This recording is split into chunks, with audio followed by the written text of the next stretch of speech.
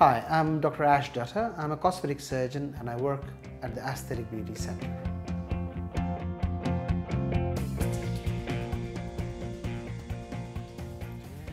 The other name for facelift is ritidectomy. It is an operation which is performed just in front of the ear, and it can extend behind the ear as well to make the facial skin and other structures look tighter. As you probably know, when we age, the various facial features change. Most often we call it as a droop or a ptosis, and facelift or a neck lift reverses that process to make the face look tighter, fresher, and hopefully younger.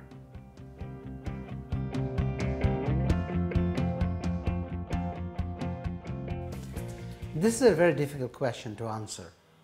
I personally think there are people who are in their 30s, they look as if they're in their 40s.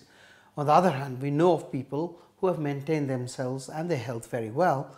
So while they're in their 50s, actually they look as if they're in their 40s. So the right patient should be who actually want to look better, feel better, has certain laxity of their face, formation of jowls, or even some fat under their neck, and we can improve their structures by doing the operation and hopefully achieve what they set out to achieve, that is, look fresher and younger.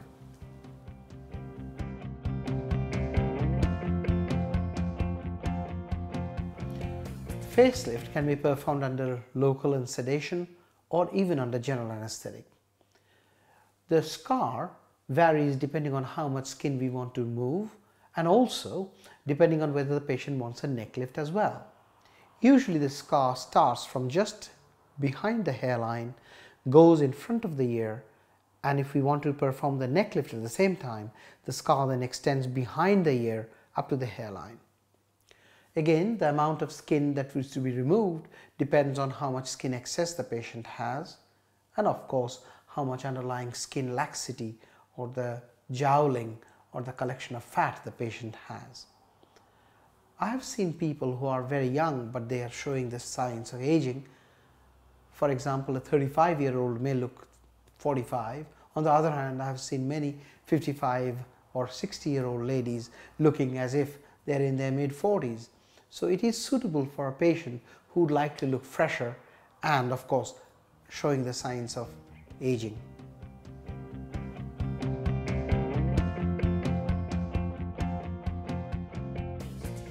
The advantage of this facelift procedure is the patient recovers very quickly after the operation and can go home the same day because it is performed as a day case. The residual scar from this operation is often discreet. Particularly in ladies, we can hide the scar just behind the ear and also when it is in front of the ear at the angle so that it is virtually invisible after a few weeks. The patients often look fresher and younger in the operation and quite often they prefer it that way.